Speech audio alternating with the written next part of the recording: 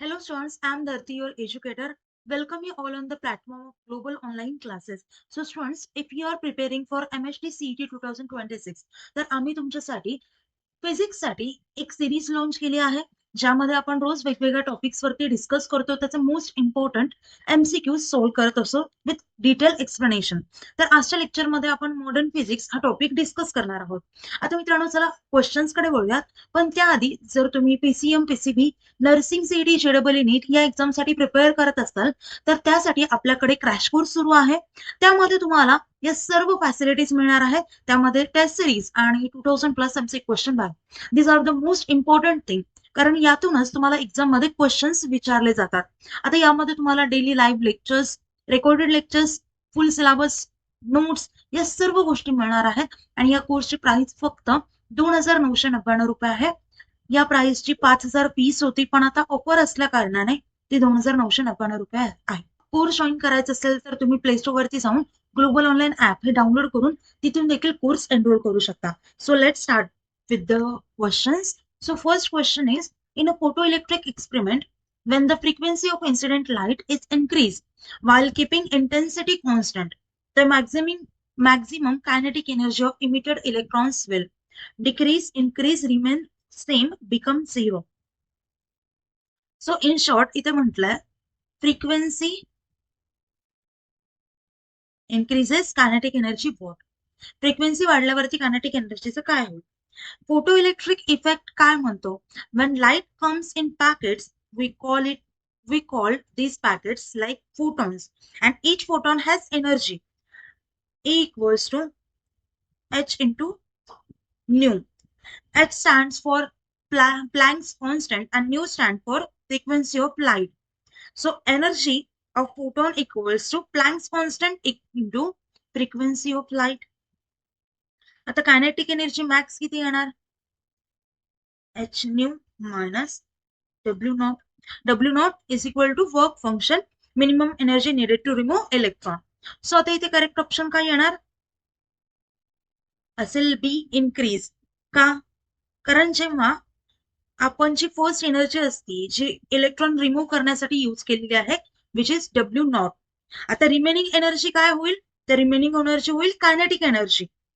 मग जर फ्रिक्वेन्सी वाढली तर एच न्यू सुद्धा वाढेल. आणि एच न्यू काय असतं? तर एनर्जी असतं विच इज कायनेटिक एनर्जी. त्याच्यामुळे जी एक्स्ट्रा एनर्जी आहे ती असती कायनेटिक एनर्जी. त्याच्यामुळे एक्स्ट्रा एनर्जी जी आहे ती सुद्धा वाढेल. त्यामुळे ते करेक्ट ऑप्शन असेल option B. Next question.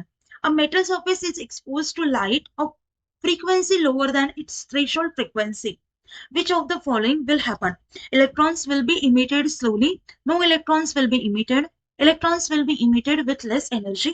Emission depends on intensity. So first of all, जर V is less than nu is less than nu naught, then obviously h nu is less than W naught. आता energy जर insufficient असले तर electron escape करू शकणार नाहीये, बरोबर आहे. त्याच्यामुळे करेक्ट ऑप्शन असेल option B, which is no electrons will be emitted. Light किती जरी इंटेन्स असेल तरी पण इमिशन होणार नाहीये, कारण एनर्जी पर फोटोन ही कमी आहे. Next question. The stopping potential in a photoelectric experiment depends primarily on, we have options like intensity of light, frequency of incident light, distance from source, area of metal. So the correct option is option B, which is frequency of incident light. Formula काय आहे? E V naught equals to kinetic energy max. E stands for charge of electron, V naught for stopping potential, and maximum kinetic energy. आता इथे काही electrons थोडे fast बाहेर येतात, त्यांची speed जास्त असते, तर काहीची कमी असते. त्याच्यामुळे इथे आपण काय लावणार? अप्लाय रिव्हर्स व्होल्टेज त्यांना थांबवण्यासाठी, बरोबर आहे. आणि हे व्होल्टेज कशासाठी रिक्वायर्ड असतं? To stop fastest electron which is B not. आता कायनेटिक एनर्जी त्याच्यामुळे कशावरती डिपेंड असणार? Kinetic energy depends on frequency. So stopping potential also depends on frequency. That's why correct option is B, which is frequency of incident light. Next question. If the intensity of incident light is double, keeping frequency constant, the photoelectric current will decrease, increase, remain same, become zero. आता intensity काय असते? Intensity equals to number of photons and current is nothing but flow of electrons. आता याचं explanation exactly काय असतं? प्रत्येक photon एक electron release करतो. म्हणजे जास्त फोटॉन्स असतील तर जास्त इलेक्ट्रॉन रिलीज करतील आणि जास्त इलेक्ट्रॉन रिलीज होतील तर करंट सुद्धा वाढणार. त्यामुळे ते करेक्ट ऑप्शन असेल option B which is increase. नेहमी लक्षात ठेवा kinetic energy depends on frequency and current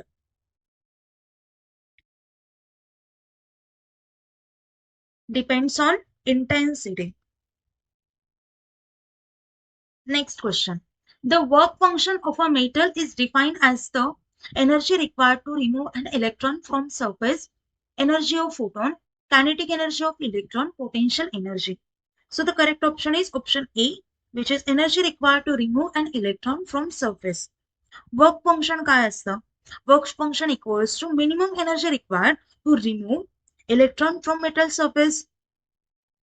metal surface वरून इलेक्ट्रॉन रिमूव्ह करण्यासाठी जेवढी मिनिमम एनर्जी लागती त्यालाच आपण वर्क फंक्शन असं म्हणतो. ओके. इलेक्ट्रॉन्स जे असतात तर मेटलच्या आतमध्ये बाउंड असतात आणि त्याला मिनिमम एनर्जी लागती इस्केप करायला. त्यामुळे ते करेक्ट ऑप्शन असेल option A. Next question. Which of the following correctly represents Einstein's photoelectric equation? A equals to mc square, h nu equals to w naught plus kinetic energy, F equals to ma, V equals to IR. So the correct option is option B, which is h nu equals to w naught plus kinetic energy. Total energy of photon divided into some energy, remove electron w naught and remaining energy which is kinetic energy. ह्या दोन्ही एनर्जीचं addition असतं. Okay. त्यामुळे ते correct option असेल option B. Next question. In a photoelectric effect, emission of electrons occurs instantly because light has wave nature, light behaves as photons, heat is produced, electric field increases. So the correct option is option B, which is light behaves as photons. Old theory काय म्हणते आपली? Energy should take time. पण experiment काय show करतं? तर emission हे instant होत असतं. का? Because photons gives full energy instantly. That's why emission is instant. त्याच्यामुळे इथे करेक्ट ऑप्शन आहे option B, which is light behaves as a photons.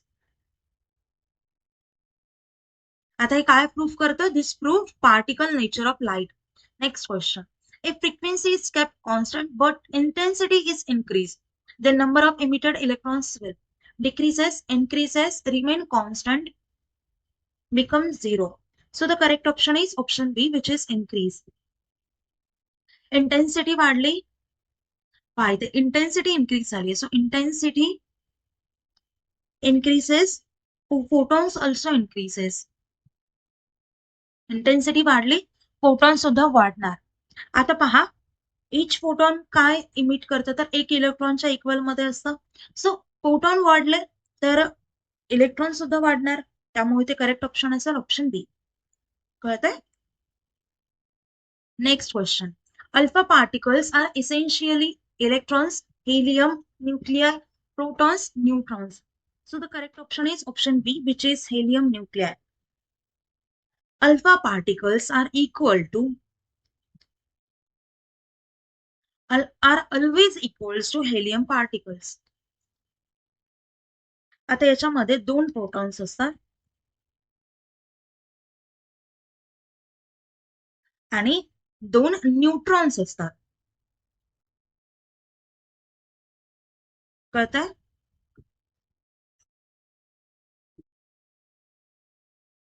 हे सिम्बॉल आहे. 4 काय आहे? तर मास नंबर आहे आणि जो बॉटमला आहे which is atomic number.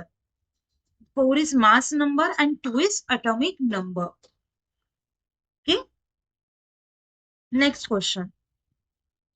Beta particles are helium nuclei, electrons, neutrons, protons. तर इथे करेक्ट ऑप्शन असेल काय येणार? पहा, प्रत्येक गोष्ट तुम्हाला डिटेलमध्ये माहिती असले पाहिजे. So beta particles are electrons. Beta particles are fast moving electrons. Okay, याचा सिम्बॉल असतं 0 -1. 0 is mass number and charge असतो -1. त्याच्यामुळे इथे करेक्ट ऑप्शन असेल option B. Next question. Gamma rays are charged particles, electromagnetic waves, heavy nuclei, gas particle. So the correct option is electromagnetic waves. Gamma rays are nothing but high energy electromagnetic waves. आता electromagnetic waves म्हणजे काय असतं? जे waves electric field आणि magnetic field यांच्यापासून बनलेले असतात त्यांना आपण इलेक्ट्रोमॅग्नेटिक वेव्स असं म्हटलं जातं. ओके, त्यामुळे ते करेक्ट ऑप्शन असेल option B, electromagnetic waves. Gamma rays are electromagnetic waves. आणि कुठे यूज केलं जातं? तर use in cancer treatment. Gamma rays are use in cancer treatment. Next question. The half-life of a radioactive substance is the same time required for complete decay, half of nuclei to decay, double the nuclei, no decay. So the correct, आता इथे पहा, half life म्हणजे काय असतं? Half life, what does it means? Time required for half of radioactive nuclei to decay म्हणजे half time. आता complete time जर t असेल तर half time किती असेल? t half. ओके, आता initial atom, we have initial atoms like 100. Half life नंतर after 1 half life atoms किती होतील? तर 50. आफ्टर 2 हाफ लाईन त्याचे किती होणार? 25. त्याच्यानंतर आफ्टर 3 किती होणार? 12.1. म्हणजे कंटिन्यू रिड्यूस होणार बाय हाफ. आधी 100 होते, त्याचे हाफ झाले 50, त्याच्यानंतर त्याचे हाफ झाले 25, त्याचे हाफ झाले 12.5. सो असे कंटिन्यू डिके होऊन जाणार. आणि टी हाफची फॉर्म्युला काय असतो? तर 0.693 डिवायडेड बाय लॅम्बडा. लॅम्बडा हा डिके कॉन्स्टंट आहे. ओके, आणि इथे पहा, इथे विचारलंय the half life of a radioactive substance is the time required for half of nuclei to decay. Half nuclear decay होण्यासाठी टाइम जो लागतो त्यालाच आपण half life of a radio substance म्हणतो. Next question. The decay constant of a radio substance depends on temperature, pressure, nature of nucleus, volume. आता इथे पहा, लॅम्बडाचं फुल फॉर्म काय? Lambda cut. Start. Next question. The decay constant of a radioactive substance depends on. Decay constant ला आपण लॅम्बडाने denote करतो. And decay constant is nothing but probability of decay per second. Okay. आता ही एक fix property आहे. ही temperature वरती किंवा pressure वरती किंवा व्हॉल्यूम वरती डिपेंड करत नाही. तर हे फक्त नेचर ऑफ न्यूक्लियस वरती डिपेंड करते. त्यामुळे करेक्ट ऑप्शन असेल ऑप्शन सी. रेडिओ ऍक्टिव्हिटी ही नॅचरल असते, so can't be control easily. Next question. Which of the following is the correct decay law? Decay law काय म्हणतो? तर n equals to n0 e power minus lambda T. हा असतो formula. त्यामुळे ते correct option असेल option A. N for number of nuclei at time T. N not काय असतो? n0 initial nuclei. E for exponential constant, याची value असते 2.718. Lambda T, आता इथे लॅम्बडा आहे decay constant and time T for time. Okay, जसं जसं time वाढतो तसं तसा एक्सपोनेन्शियली एंड हा डिक्रीज होत असतो. Next question. In Bohr's model, electrons revolve in random orbits, fixed circular orbits, elliptical paths, straight lines. आता इथे कन्सेप्ट काय एक्झॅक्टली, फिक्स सर्क्युलर पाथ म्हणजे काय असतं, तर इलेक्ट्रॉन्स हे रिव्हॉल्व होत असतात आणि ते कशामध्ये होत असतात, तर फिक्स सर्क्युलर पाथ मध्ये रिव्हॉल्व होत असतात बोर्स मॉडेलमध्ये. त्यामुळे ते करेक्ट ऑप्शन असेल option B, which is fix circular orbits. आता इलेक्ट्रॉन्स जे आहेत या ऑर्बिटमध्ये एनर्जी ही लूज करत नाही. प्रत्येक ऑर्बिटला फिक्स एनर्जी असते. ओके. आणि नेक्स्ट क्वेश्चन, हा, हे जे बोर्स मॉडेल आहे ते कोणी प्रपोज केलं होतं असा देखील क्वेश्चन येतो. सो तो आहे Niels Bohr. Okay, NIELS. Next question, the energy levels in an atom are continuous, discrete, infinite, continuous, random. आता electron can't have any energy, only specific allowed energies. म्हणजे काही स्पेसिफिक एनर्जीज फक्त allowed असते. आता इथे काय म्हटलंय की एनर्जी लेवल्स ऍटमच्या कशा असतात, तर कंटिन्युअस असतात का डिस्क्रीट असतात. आता इथे करेक्ट ऑप्शन असेल डिस्क्रीट. म्हणजे काय, तर फिक्स असल्यात आणि सेपरेट व्हॅल्यूज असल्या पाहिजेत. फिक्स आणि सेपरेट व्हॅल्यूज. जसं लॅडर, आता एखादी शिडी आहे तर त्याची फिक्स व्हॅल्यूज असते आणि सेपरेट व्हॅल्यू असते. म्हणजे पायरी नंबर 2 2 नंबर आहे, तिसऱ्या पायरीला 3 नंबर आहे, त्याची हाईट फिक्स आहे, 2 पायरींमधला गॅप फिक्स आहे. सो अशा गोष्टी काही फिक्स आहेत. मग डिस्क्रीट सुद्धा तेच आहे. तर ऍटम मध्ये, in an atom, energy levels are fix. Okay. Next question, when an electron jumps from higher orbit to lower orbit, it absorbs energy, emits energy, remains same, stops moving. आता इथे correct option काय येणार. आता first of all आपल्याला माहिती असायला पाहिजे delta E काय येणार, तर E2 मायनस E1. हा काय आहे, तर हा आहे एनर्जी डिफरन्स. ओके. आता हायर ऑर्बिट मध्ये हाय एनर्जी असणार आणि लोअर ऑर्बिट मध्ये लो एनर्जी असणार. म्हणजे एक्स्ट्रा जी एनर्जी रिलीज होतीये ती रिलीज होते कशासारखी, तर ऍज लाईट सारखी. त्याच्यामुळे इथे करेक्ट ऑप्शन काय येणार, option B, which is emits energy. हा काय करणार, फॉलिंग इलेक्ट्रॉन म्हणजेच काय, तर लाईटचं इमिशन होणार. त्याच्यामुळे इमिट्स एनर्जी हा करेक्ट ऑप्शन असेल. Next question, the ground state of an atom corresponds to maximum energy, minimum energy, zero energy, infinite energy. आता इथे पहा, इथे काय म्हटलं एक्झॅक्टली, तर ग्राउंड स्टेट म्हणजे काय असतं, तर लोएस्ट एनर्जी स्टेट. याचा अर्थ काय, तर इलेक्ट्रॉन न्यूक्लियसच्या खूप क्लोज आहेत आणि ही जी कंडिशन असती तर ती मोस्ट स्टेबल कंडिशन असते. ओके. मग इथे एनर्जी किती असणार आहे, मिनिमम एनर्जी असेल. अजून एक गोष्ट लक्षात ठेवा, तर जर एक्साइटेड स्टेट असेल, एक्साइटेड स्टेटला हायर एनर्जी असते. Okay. Next question, in Balmer series in hydrogen spectrum lies in infrared, ultraviolet, visible region, radio waves. आता बाल्मर सिरीज काय म्हणते, तर electron falls to n equals to 2 orbit. याचा formula असतो 1/λ equals to r into 1/n². Lambda which is wavelength, r for Rydberg constant, and n is higher orbit. Okay?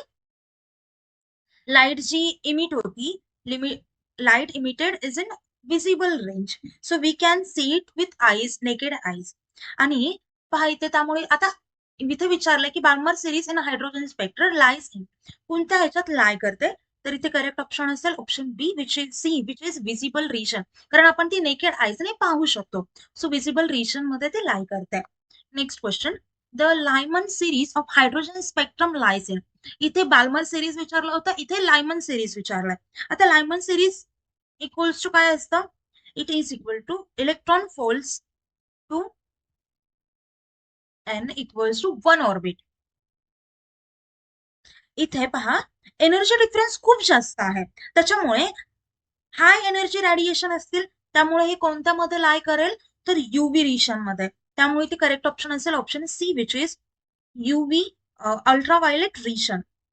कळत आहे. आता इथे आपल्याकडे वेगवेगळ्या सिरीज असतात, जसं की लायमन, ऑर्बिट किती असतो, n=1 असतं. आणि रिजन कोणता असतो, तर अल्ट्राव्हायलेट रिजन. ओके. त्याच्यानंतर अजून एक सिरीज असते, आपण लास्ट क्वेश्चन मध्ये पाहिली होती, विच इज बाल्मर. n=2 किती असणार, 2. आणि रिजन असणार विजिबल.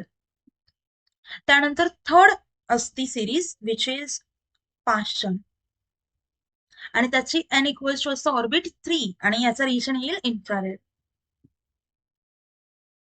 हे असे छोटे छोटे पॉइंट्स तुम्हाला माहिती असणं गरजेचं आहे. It is very important with the respect of our exam. आता स्टुडंट्स, आता आपला जो कोर्स आहे तो नक्कीच जॉईन करा, त्याची फीस देखील रिड्यूस झालेली आहे.